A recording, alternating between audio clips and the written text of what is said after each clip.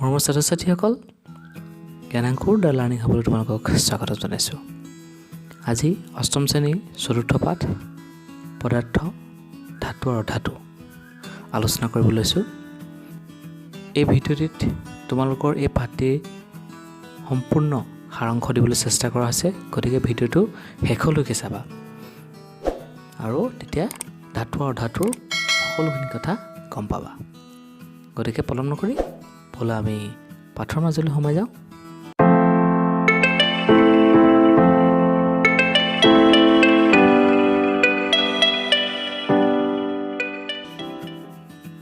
প্ৰথমতে আজি আলোচনা কৰিবলগীয়া বিষয়কেইটা হৈছে ধাতু আৰু অধাতুৰ ভৌতিক ধৰ্মসমূহ, 2 নম্বৰটো ধাতু আৰু অধাতুৰ ৰাসায়নিক ধৰ্মসমূহ আৰু 3 নম্বৰ হৈছে ধাতু আৰু অধাতুৰ ব্যৱহাৰ। গতিকে তোমালোকৰ মূল পাঠৰ বিষয় এই তিনিটাই।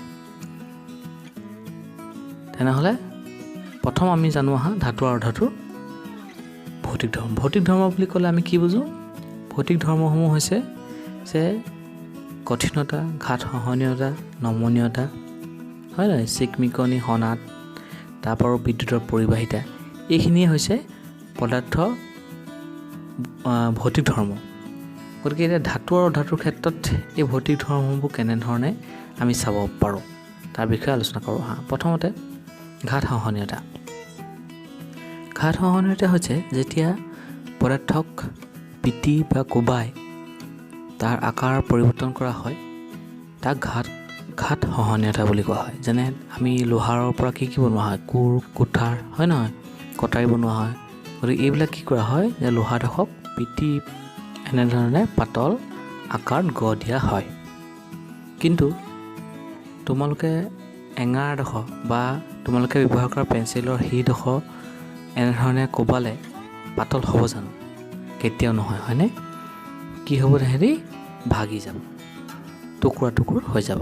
গতিকে এইটো হৈছে অধাতুৱে এনে ধৰ্ম নেদেখুৱায়। কোনে দেখুৱায়? অকল ধাতুবিলাকহে ঘাত সহনীয়তা ধৰ্মটো দেখুৱায়। এতিয়া জানো আহা নমনীয়তাৰ বিষয়ে। নমনীয়তা হৈছে পদাৰ্থৰ যি ধৰ্মৰ বাবে ইয়াক টানি তাৰলৈ পৰিৱৰ্তন কৰিব পাৰি, সেই ধৰ্মটোক নমনীয়তা বুলি কোৱা হয়। আমি ধাতু এটাক টানি পিনি তাৰলৈ পৰিৱৰ্তন কৰিব পাৰোঁ, হয় নাই, কিন্তু অধাতুবিলাকক নোৱাৰোঁ।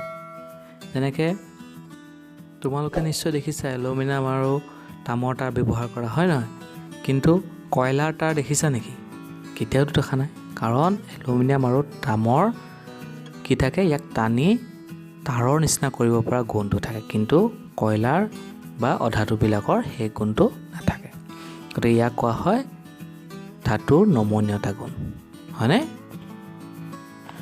ইয়াৰ পিছৰ ভৌতিক ধৰ্মটো হৈছে কঠিনতা। সাধাৰণ অৱস্থাত প্ৰায়বোৰ ধাতু কঠিন অৱস্থাতে পোৱা যায়, কিন্তু ইয়াৰ ব্যতিক্ৰম হৈছে পাৰা। পাৰা কিন্তু সাধাৰণ উষ্ণতাত জুলীয়া অৱস্থাত থাকে। পাৰা ক'ত ব্যৱহাৰ হয় তোমালোকে জানা নহয়? থাৰ্মোমিটাৰত ব্যৱহাৰ হয়, হয়নে? কিন্তু অধাতুবিলাক কঠিন অৱস্থাত পোৱা নাযায়, বিশেষকৈ গেছ অৱস্থাতে অধাতুবিলাক পোৱা যায়। ধাতুবিলাকৰ আন এটা গুণ হৈছে ধাতুবিলাক সদায় চিকমিকাই থাকে। তোমালোকে সোণ বা ৰূপ দেখিছা, হয় নহয়? সেইবিলাক ধাতু সদায় চিকমিকনি উঠি থাকে, সেইবিলাক ধাতু সদায় চিকমিকাই থাকে, কিন্তু অধাতুবিলাক চিকমিকাই নাথাকে। তাৰপিছত ধাতুবিলাকক যদি হাতুৰি বা বেলেগ পদাৰ্থই যদি কোবোৱা হয়, তেতিয়া কি হয়? টিং টিংকৈ শব্দ কৰে, আৰু এই যে শব্দ কৰে সেইবোৰক কোৱা হয় সনাত, মানে সনাত পদাৰ্থ। গতিকে ধাতুবোৰ হৈছে সনাত পদাৰ্থ যিবিলাকে শব্দ দিয়ে, কিন্তু অধাতুবিলাকক এনেকুৱা শব্দ অধাতুবিলাকৰ কেতিয়াও শব্দ নহয়।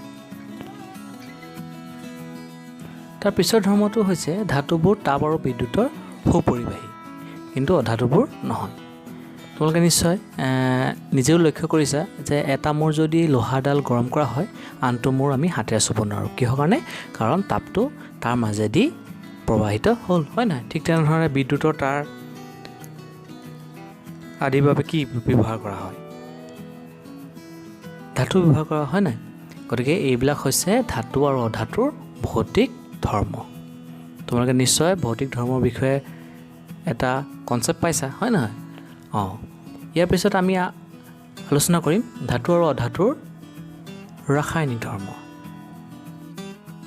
ধাতুবোৰে অক্সিজেন পানী এচিড আৰু ক্ষাৰৰ সৈতে বিক্ৰিয়া কৰি কিনো যৌগ উৎপন্ন কৰে তাৰ বিষয়ে জানো আহা আৰু বেছিভাগ ধাতু বৰ সক্ৰিয় সিহঁতে এই চাৰিটাৰ সৈতে বিক্ৰিয়া কৰে প্ৰথমতে জানো আহা অক্সিজেনৰ সৈতে বিক্ৰিয়া কৰাৰ বিষয়ে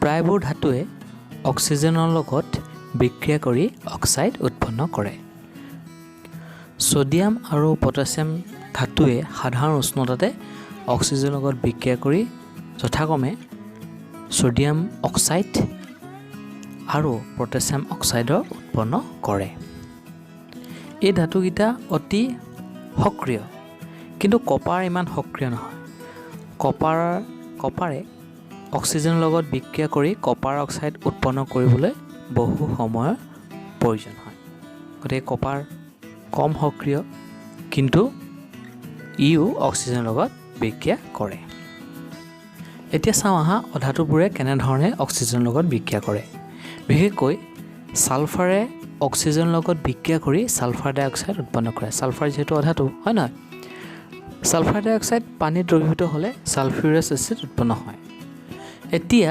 ধাতু আৰু অধাতুবোৰে পানীৰ সৈতে কেনেধৰণে বিক্ৰিয়া কৰে চাওঁ আহা সোডিয়াম আৰু পটাছিয়াম অতি সাধাৰণ উষ্ণতাতে পানীৰ সংস্পৰ্শতে জ্বলি উঠে তোমালোকে নিশ্চয় দেখিছা বিক্ৰিয়াটো আৰু তেতিয়া কি হয় সোডিয়াম হাইড্ৰক্সাইড আৰু হাইড্ৰজেন গেছৰ উৎপন্ন হয় ঠিক তেনেধৰণে কেলছিয়াম আদি ধাতুৱে সাধাৰণ উষ্ণতাত পানীৰ সৈতে লাহে লাহে বিক্ৰিয়া কৰে কিন্তু উতলা পানী বা পানী ভাপৰ লগত দ্ৰুতভাৱে বিক্ৰিয়া কৰি কেলছিয়াম হাইড্ৰক্সাইড আৰু হাইড্ৰজেন গেছ উৎপন্ন কৰে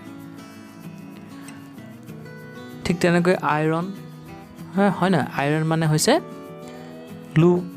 লুৱেও পানীৰ সৈতে বিক্ৰিয়া কৰি কি উৎপন্ন কৰে ফেৰছফেৰিক অক্সাইড আৰু হাইড্ৰজেন গেছৰ উৎপন্ন কৰে কিন্তু চিলভাৰ হওক কপাৰ হওক নিকেল হওক আদি ধাতুবোৰে পানীৰ লগত কোনো বিক্ৰিয়া নকৰে এতিয়া জানো আহা অধাতুবোৰে পানীৰ সৈতে বিক্ৰিয়া কৰে নকৰে সাধাৰণতে অধাতুবোৰে পানীৰ সৈতে বিক্ৰিয়া নকৰে যদিও এইবোৰ বায়ুত অধিক সক্ৰিয় তেনেকুৱা অধাতুবোৰ পানীত ডুবাই ৰখা হয় উদাহৰণস্বৰূপে ফছফৰাছ এবিধ বৰ সক্ৰিয় ধাতু বায়ুৰ সংস্পৰ্শলৈ আহিলে ই জ্বলি উঠে ফছফৰাছ বায়ুৰ অক্সিজেনৰ সংস্পৰ্শত অহাটো ৰোধ কৰিবৰ বাবে ইয়াক পানীত ডুবাই ৰখা হয় এতিয়া তোমালোকে ফছফৰাছক কিয় পানীত ডুবাই ৰাখে সেইটো কথা গম পালা ইয়াৰ পিছত ধাতু আৰু অধাতুবোৰে এচিডৰ সৈতে বিক্ৰিয়া কৰে নকৰে চাওঁ হা সাধাৰণতে অধাতুবোৰে অম্লৰ বা এচিডৰ সৈতে বিক্ৰিয়া নকৰে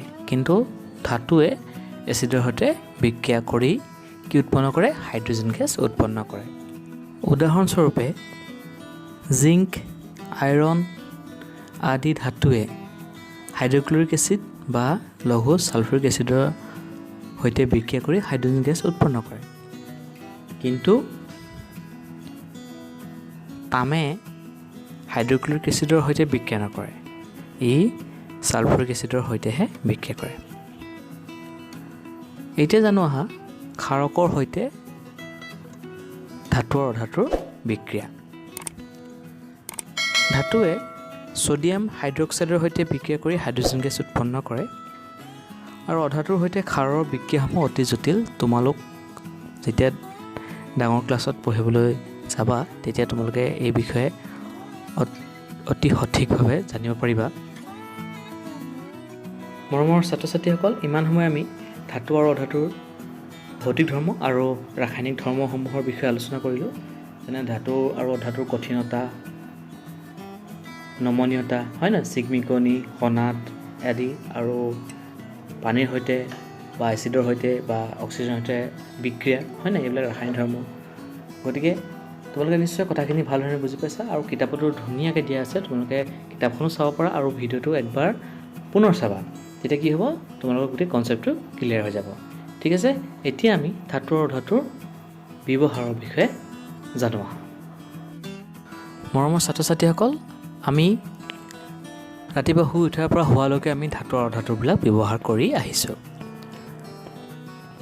সমস্ত জীৱই যে উশাহ নিশাহ লয়, উশাহ নিশাহত কি লয়? অক্সিজেন লয়, হয় নহয়? অক্সিজেন কি হয়? অধাতু, হয়নে? ঠিক তেনেধৰণে উদ্ভিদজোপা লহপহকৈ বাঢ়িবলৈ আমি কি প্ৰয়োগ কৰোঁ? সাৰ প্ৰয়োগ কৰোঁ, হয় নহয়? সেই সাৰবিলাকো কিহৰ পৰা বনোৱা হৈছে? অধাতুৰ পৰাই বনোৱা হৈছে। লগতে পানী বিশুদ্ধ কৰিবৰ কাৰণেও বা ফটকাটো আমি কি ব্যৱহাৰ কৰা হয়? অধাতুবিলাক ব্যৱহাৰ কৰা হয়, হয় নহয়? ঠিক তেনেদৰে আমাৰ দৈনন্দিন জীৱনত ধাতুৰ ব্যৱহাৰো কিন্তু অপৰিহাৰ্য। যেনে কপাৰ, এলুমিনিয়াম আদি ধাতুসমূহ বিদ্যুতৰ তাৰ হিচাপে ব্যৱহাৰ কৰা হয়, হয় নাই? বাচন বৰ্তন তৈয়াৰ কৰিবলৈ কপাৰ, এলুমিনিয়াম ব্যৱহাৰ কৰা হয়। গ'ল্ড, চিলভাৰ মানে সোণ বা ৰূপ এইবিলাক কি ব্যৱহাৰ কৰা হয়? অলংকাৰ প্ৰস্তুত কৰিবলৈ ব্যৱহাৰ কৰা হয় নহয়? থাৰ্মোমিটাৰ, বেৰোমিটাৰ আদি মাৰ্কাৰী ব্যৱহাৰ কৰা হয়, হয়নে? লগতে আন বিভিন্ন ধৰণৰ দ্ৰব্য যেনে নিমখ, খোৱা ছ'ডা, হয় নহয়? কাপোৰ ধোৱা ছ'ডা, ব্লিচিং পাউডাৰ আদিবোৰত ধাতুৰ যৌগবোৰ ব্যৱহাৰ কৰা হয়। আকৌ সংকৰ ধাতু হিচাপে বিভিন্ন ধৰণৰ যৌগ ব্যৱহাৰ কৰা হয়। যেনেকৈ তোমাৰ ষ্টীল নাম শুনিছা, ষ্টেইনলেছ ষ্টীল নাম শুনিছা, সেইটো হৈছে আইৰণ, নিকেল, ক্ৰমিয়াম আৰু কবাল্টৰ যুগ। সংকৰ ধাতু মানে হৈছে বিভিন্ন ধৰণৰ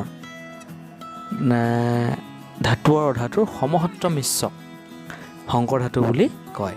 গতিকে তোমালোকে নিশ্চয় এইটো বিষয়ে আমি পিছত ভাল ধৰণে আলোচনা কৰিম, ঠিক আছে? গতিকে চোৱা, এই ধাতু আৰু অধাতুবোৰ আমাৰ জীৱনত কিমান অপৰিহাৰ্য, হয়নে? গতিকে মৰমৰ ছাত্ৰ ছাত্ৰীসকল, আজি আমি তোমালোকৰ চতুৰ্থ পাঠ ধাতু আৰু অধাতুৰ বিষয়ে আটাইতকৈ গুৰুত্বপূৰ্ণ আলোচনাটো কৰিলোঁ। ধাতু আৰু অধাতুৰ ভৌতিক ধৰ্ম, ৰাসায়নিক ধৰ্ম আৰু ধাতু আৰু অধাতুৰ ব্যৱহাৰ। গতিকে চোৱাচোন, অতি কম সময়তে সঠিকভাৱে সুন্দৰকৈ আমি গোটেই পাঠটো আলোচনা কৰিলোঁ। গতিকে এই ভিডিঅ'টো যদি তোমালোকে বাৰে বাৰে চোৱা, ধাতু আৰু অধাতুৰ ওপৰত যিখিনি কনচেপ্ট ক্লিয়াৰ হৈ যাব আৰু লগতে কিতাপখন একবাৰ পঢ়ি ল'লেতো কথাই নাই, হয়নে? গতিকে প্ৰিয় ছাত্ৰ ছাত্ৰীসকল, আগলৈ এই ধৰণে বিজ্ঞানৰ পাঠৰ বাবে তোমালোকে এই চেনেলটো চাব পাৰা। গতিকে এইখিনিয়ে মনত পেলাই দিছোঁ, চেনেলটো ছাবস্ক্ৰাইব কৰিবা কিন্তু। So' bye bye and God bless you all.